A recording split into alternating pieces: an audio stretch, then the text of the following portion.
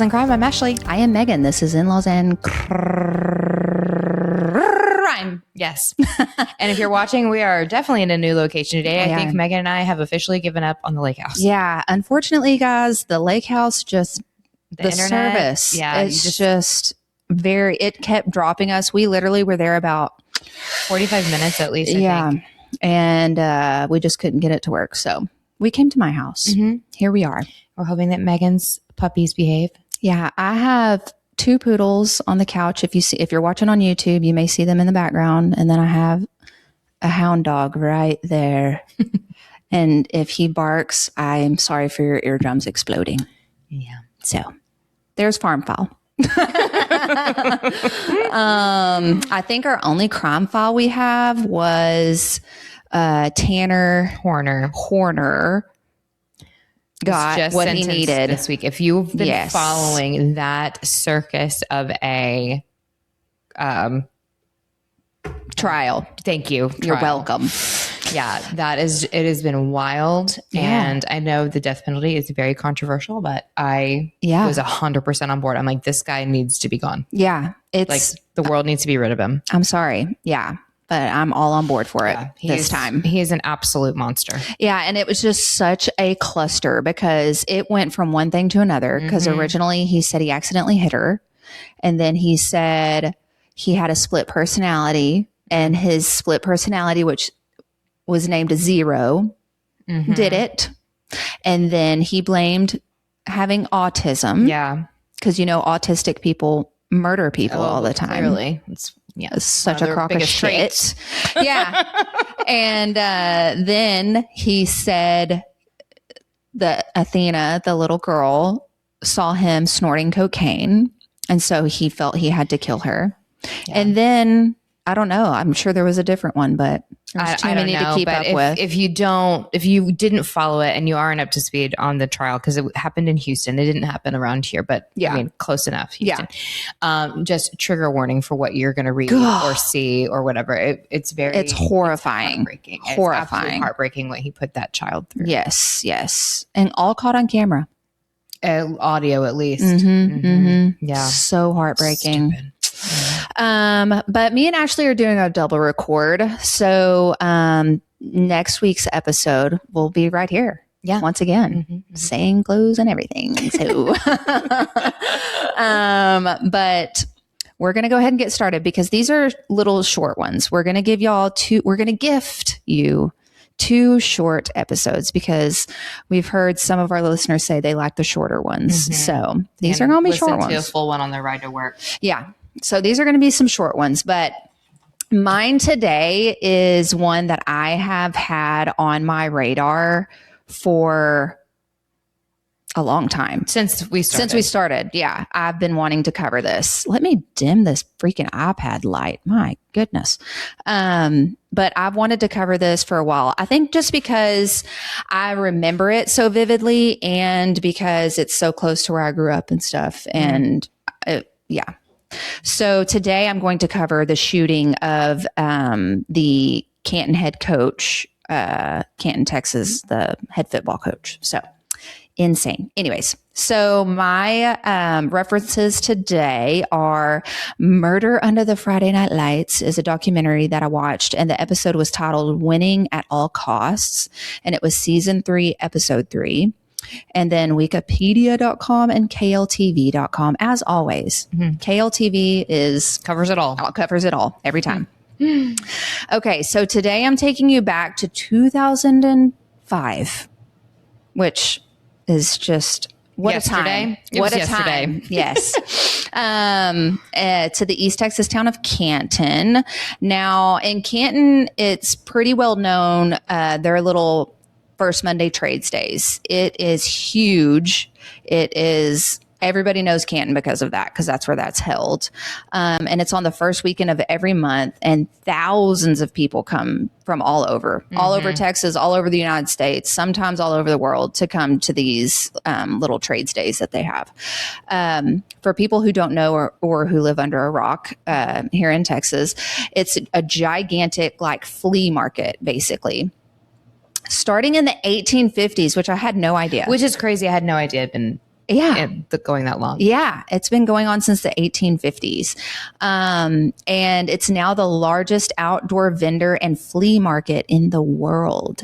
The world. Wild. Here in East Texas. Crazy. I do love a good day in Canton. Oh my gosh. I do too. You never know what you're going to find. You never know, whether it be a little parvo infected puppy. Oh gosh, don't say that. To I saw somebody with a freaking monkey there one day. Oh, like yeah. a legit monkey. It was horrible because they had it in a cage. What? A piece of our Is our equipment falling apart? We have our lights set up and a little piece just fell. Oh, you know what that is? That's a magnet for the remote. Okay, good. Back. We thought Our equipment is intact. It was something I added. Everybody, we're fine. It's okay. Okay. So anyways, yes, first Monday, big deal. And there it is. So it's in Canton. And as big as this monthly event is, Canton is not. Canton is a small town with a population of only about 4,229. This town was also really well known for its high school football team back in the early 2000s. Gary Kinney was the head coach for the team and had brought the football program back from a terrible run of losses spanning years back. Coach Kinney was hired by Canton ISD in 2003, and the results were almost immediate. He hit the ground running and started really overhauling this football program. Aggressive. The team went from 3-7 to 7-3 playoff team and won their first round for the first time in over 39 years. Wow. So big comeback there. Kinney was known for demanding the best. He was also described as more of a dictator. So he was a very tough coach and he expected the best. And if you didn't give him the best, then you were going to dang sure hear about it. With his passion for winning and his leadership style being somewhat of a hot topic among students and parents, Coach Kinney was both well-loved and hated at the same time. So I think it was pretty divided. You either really loved him for what he was doing with the football program and with the guys that were on the football team and stuff, or you were the weak link and he really pointed it out and honed in on you. And, parents can get pretty pissed off about that. So that was kind of what was going on there. He held nothing back, which meant a lot of people's feelings got hurt. And as we all know, here in East Texas especially, the pride of a high school football player and the parents of that player is almost royalty level. So we were saying this when we recorded the first time, or attempted to. If you're from Texas, East Texas, and you can vividly remember those years of the football players and all of that stuff. And if you had a really good star player, whether it be like the quarterback or whatever, they were walking those halls in the high school like nobody could touch them. And they were gods in high school. They really were. And the parents of those players were, the same way. They really took a lot of pride in that.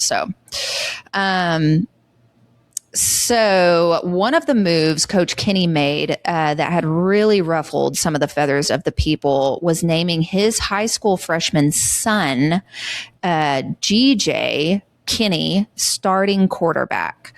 So GJ is his son, and he comes in 2003 and automatically puts his freshman son as the starting quarterback, which is just wild, because guys in Canton, obviously growing up playing football together, they get to their high school years and they, have been growing up together, playing football together, growing together. And then Kinney comes in and he throws his freshman son as starting nobody quarterback. Knows, I assume, because he's new, right? Yeah. So that was a wild move. Now, from everything that I've read and everything, he was really, really GJ. Sorry, that's going to be really hard. Yeah. GJ. He was really talented. He was a really good football player, and he deserved, from what I've read, he deserved to be starting quarterback. But, that's just unheard of, a freshman quarterback being starting quarterback. I agree. So that pissed a lot of people off. Replacing a senior quarterback that had played a year prior. So there was somewhat talented quarterback, and he got the boot, I guess. So that alone caused a lot of drama, but the team was back on track to becoming state champions. On April 7th, 2005, the school and community would soon discover how personal parents could take the actions of their kids' coaches. It was off season for football, so the field house area of the campus was pretty quiet, other than a few students getting workouts in before first period started. And the coaches in their offices were gearing up for the next season and any classes that they had taught or that they were going to teach. After the students left the field house to go up to the class, Coach Kinney was left alone to work in his office in the field house. At approximately 8:45 a.m., while Kinney was in his office working, someone walks into the field house and shoots Kinney, then flees the scene. Kinney happened to be on the phone with one of his old co-workers at the time, West Mesquite coach Mike Overton, when he got shot, and Kinney told him to call 911. Kinney had been shot in the chest, like a little below the chest, actually. So I wrote that before I really realized exactly where. So he got shot a little right below his chest level. Okay. And he had been shot there, and he still manages to hang up with Overton and call the front office of Canton ISD and tell them to call 911.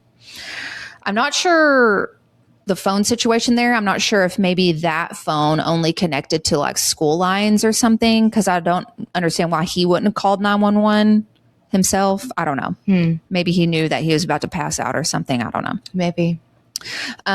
So front office receptionist Janet Casey then calls 911 to report the shooting. Multiple staff then runs for the field house to get to Kinney. They find him sitting at his desk, bent over with blood spilling everywhere. They attempt to stop the bleeding, and shortly after, EMS arrives on scene and Kinney is rushed to a hospital in Tyler. So they go. God, that's a long way, Canton to Tyler. Yes. That's a trek. Yeah. Well, I mean, and you're in Canton. Where else so are you it's gonna either go? Dallas or Tyler. Yeah. And so in the documentary I watched, the vice principal was interviewed in the documentary, and he says he remembers Kinney had one of those chairs in his office that has like the deep buttons in it, like the leather, you know? Yeah. Mm-hmm. And he said the bottom of it, the seat of it was like leveled with blood. It was just solid blood. That's just how much blood he had been losing. Yeah. And so they had been grabbing like shorts and socks and shirts and everything they could find in the locker room to stop the bleeding. The school had been placed on lockdown immediately after the first phone call came in. And now keep in mind, this is in 2005. And Columbine shooting had only happened a few years prior. Oh my gosh. In 1990. I didn't even think about that. 1999. So when this happens, it's just absolute pandemonium, because that was fresh in everybody's mind for years afterwards. And back then school shootings just didn't happen. Yeah. They just didn't happen. And so I can only imagine what the staff and students felt when the school went on lockdown because of an active shooter. Scary. Terrifying. So Canton being placed on lockdown due to a school shooting was just so terrifying. Exactly what I just said. Yep. There you go. I agree. I feel like we're so desensitized nowadays. And so when you hear about a school shooting, obviously it's horrible and you wish that it wouldn't happen. But at the same time, my God, it seems like it's every other week that you hear about a school shooting. Yeah, it's terrible. It's horrible. But back then it wasn't. It was very not normal. Rare. Yeah. So students and staff were terrified, and all they could think about was Columbine. Parents started texting and calling children in their high school, and word got out that their coach had been shot. Soon, an officer came to GJ's class and informed him that his father had been shot and had not survived. Oh my gosh. Yeah.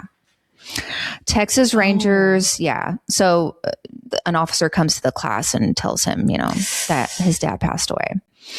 Texas Rangers, local law enforcement, and state troopers all responded to the scene to start their investigation and the search for the shooter.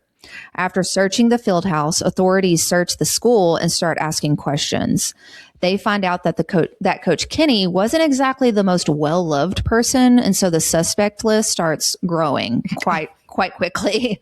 And so they also found out that a certain player had been kicked off the team, and the father of this player was well known to be extremely hot-headed. Ooh. Yeah.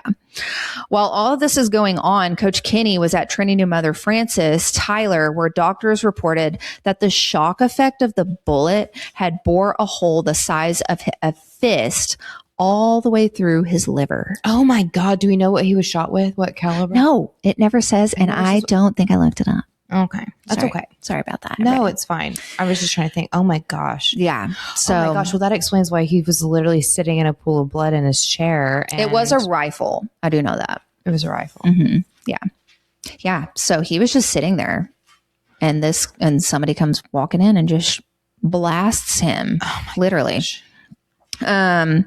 So over football, man. Come on. Yeah. But shockingly, Coach Kenny was still alive. He was in critical condition, but authorities on the scene had prematurely stated that he had passed away. So, wait, so he's not dead? Yes. So they told GJ that he was dead, but he's not? They told him and his family that he had passed away. What are we doing? Why are we not confirming the facts? Is that not wild? Megan. Yeah. So then they get word that he is at the hospital and he's still alive and he's in critical condition, which is just insane. So the emotional roller coaster I put on here must have been extreme. I mean, I can't even fathom. Soon into the search, authorities learned that there was a student outside the field house when the shooter fled the scene. The student reports seeing a man with a specific tattoo on his upper arm leaving the field house. What is the tattoo? The tattoo. So this reminded me, sorry if y'all can hear my dang dogs barking. So this reminded me of the animal. Yes. Yeah. Thank you. The animal. Mm-hmm. And okay, we're going to pause. I'm so sorry, everybody. Let me close these blinds. We'll be back. And we're back. And we're back. Sorry, everybody. I had to close the blinds because my dog wants to bark at anything that he moves. Which is why we haven't tried to record over here before. Right. Right. But Apache has his own interruptions. He does. Okay. And so does Bambi, my chicken. So y'all should all be used to it.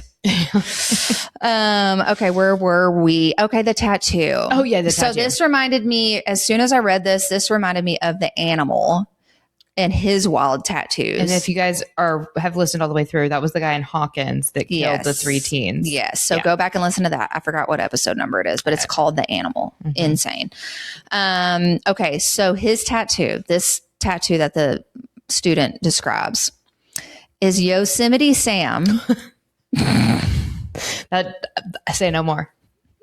Say no more. Holding 2 pistols with the words, "Born to raise hell." Well, I said say no more. When you said Yosemite Sam, I was like, well, that's it. Such an East Texas tattoo. Oh my gosh. Wow. Okay. Okay. So there's that. Everybody digest that. I put in parentheses eye roll. And from this description, they quickly ID, because that's, ID the shooter as Jeffrey Robertson. Robertson is the father of Barron Robertson, a JV football player, and the one who had been kicked off the team. I knew it. It either had to be that guy that got kicked off or the guy that was no longer going to be the quarterback. It had to be those two. And so I'm going to say this too. In the documentary I watched, granted, he was a really hard coach and like tough on his players and stuff like that. I mean, I can't think of when I was in high school, that's how the coaches were. I mean, they would grab them boys up by their face masks and jerk them around. So, I mean, I didn't think that was too uncommon, but in the documentary, they kind of honed in on it. And then I don't remember his name, but it's one of the sheriffs, I believe, that worked the case. He just really, in the documentary, if y'all go watch it, you'll kind of pick up on it.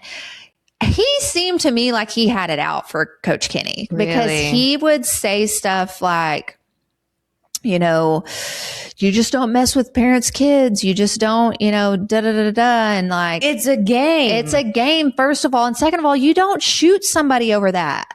I don't care what excuse you're going to throw at me. He didn't deserve to get shot. Yeah. Sorry.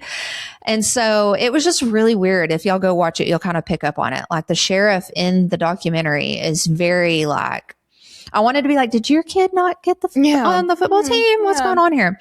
It's very weird. Quick question. Do we know why the kid was kicked off the football team? Yeah. So I don't know if I say it in here. I don't know. He was very hot-headed, just like his dad. And from what I kind of learned, he wasn't really he didn't really take football as seriously as like his dad did. And Coach Kinney, when you stepped out on that field, you had to be serious. You had a job to do. Yeah, absolutely. And so he and Barron, the player, didn't take any crap from Kenny, I guess. And he would just kind of argue back. And from what I think I say it in here, he just was really hard to coach, is what some of the other team members said. So Barron was already a problem. Yeah. By all accounts, Barron had not had a lot of playing time that season. And at a team barbecue about 9 months prior to the shooting, Jeffrey Robertson had gotten into a very heated argument with Coach Kinney about this. And Kinney actually kicked Barron off the team and then told Jeffrey he wasn't allowed to even come to any of the football events again. Oh, so his dad sealed the deal.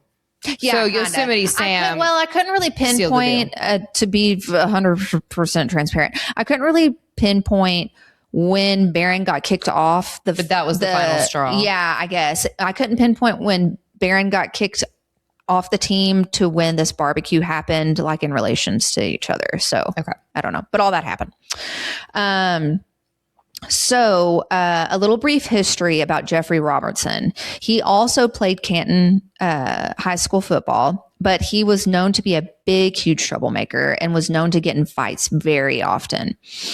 So I'm sure when he sees his son not going, being a star football player, and Coach Kinney being who he was and not holding anything back, that probably really hit his pride really hard. Well, he was born to raise hell. Excellent. Yosemite.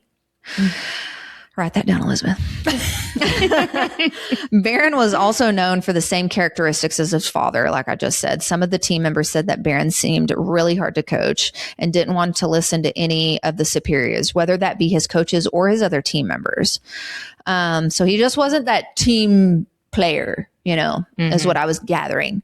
Now, what is even more odd than all of this is he got kicked off a year prior.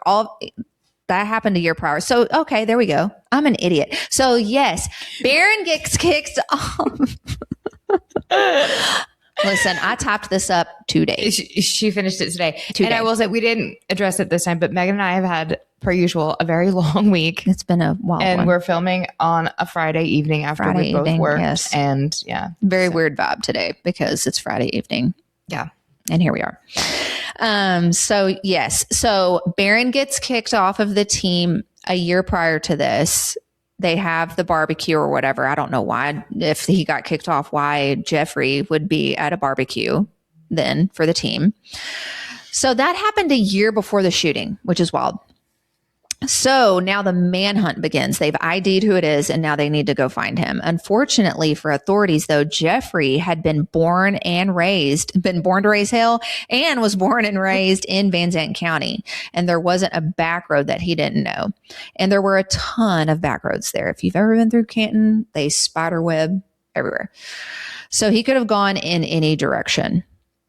Luckily, though, not too long after the manhunt begins, someone spots a truck matching the description of Jeffrey's on County Road 422, not far from Canton. When police arrive, they actually see Jeffrey up in the wood line of the road, laying in some leaves. About 20 officers surround him. And at first, they think he might be deceased. They were like, oh, he took his own life. But then they actually see him move slightly. When they approach him, he is semi-conscious with a self-inflicted cuts to his wrist. He was placed under arrest and charged with aggravated assault with a deadly weapon. He went out to the woods, laid in a pile of leaves, and then slit his wrist. Did not do a good job at it because he lived. Coach Kenny survives and was out of the hospital only 18 days later. Wow, I did not see that coming. Yeah. I did not see that coming. Is that not crazy? Wow. A blood drive was held in his honor, and a lot of the Canton residents really rallied around him and his family. But on the flip side, people also rallied around the Robertsons. So what? Yeah. Okay. With Coach Kenny not being that well liked, some people understood the frustrations with the coach. Coach Kenny came back to Canton and stayed as the head football coach. And that next season held a district win for the team. So they did really well the next season. 10 months after the shooting, Jeffrey Robertson was found guilty for aggravated assault with a deadly weapon and sentenced to 20 years in prison. Oh, so okay. So apparently, if you're charged with, or at least back then, if you're charged with assault with a deadly weapon, 20 years is the max penalty for that charge. Oof. Yeah. I'm just going to go out on a limb and probably say that he's probably seen jail before. Yeah. I didn't look up his rap sheet, which I probably should have. But on a hunch. He also got the 20 years, but he also got a 10-year sentence as well for carrying a weapon in an unlawful area. I think because he brought it on school campus. Yeah, of course. So they tacked that on. Yeah. I could not find any information if he is still in prison. So. Well, I think this was in 05. Oh, well, he was sentenced in 06. He was sentenced in 06, so he could be getting out this year. Mm-hmm. Mm-hmm. Oh, yeah. So who knows? I tried to look, but I couldn't find anything. I can do a little digger deeper. But yeah, so that's it. Anyways, go watch the documentary on that because I was just so flabbergasted as to the vibe that the sheriff was putting off during the whole documentary. It was very weird. He was almost he was almost kind of validating Jeffrey's actions. And I was just like, okay, I understand like parents can be crazy. Like, you hear about the fights at like the softball fields all the time and all this bull crap. But that doesn't give you don't shoot somebody. You don't just start pistol whipping people. Yeah. I just thought it was so wild that he was almost kind of validating the actions of Jeffrey and like the feelings and stuff like that. Like, okay, yeah. Oh, it sucks. Your kid got kicked off the football team. Mm-hmm. Wow. There's life after high school. I don't know. Maybe you should teach your kid that. Hell. Anyways. Okay. Rant done. Okay. I think that's it. Thank you, Megan. You're welcome. You are welcome for that. So come back. I mean, we're about to do it again. Come back next week for my Ashley's. And we love y'all. Thanks for listening. Please, please, please rate and review. Like, subscribe, and share. And if you have a tale, email us at inlawsincrime@gmail.com. And keep your roots deep. And your head on a swivel. Bye.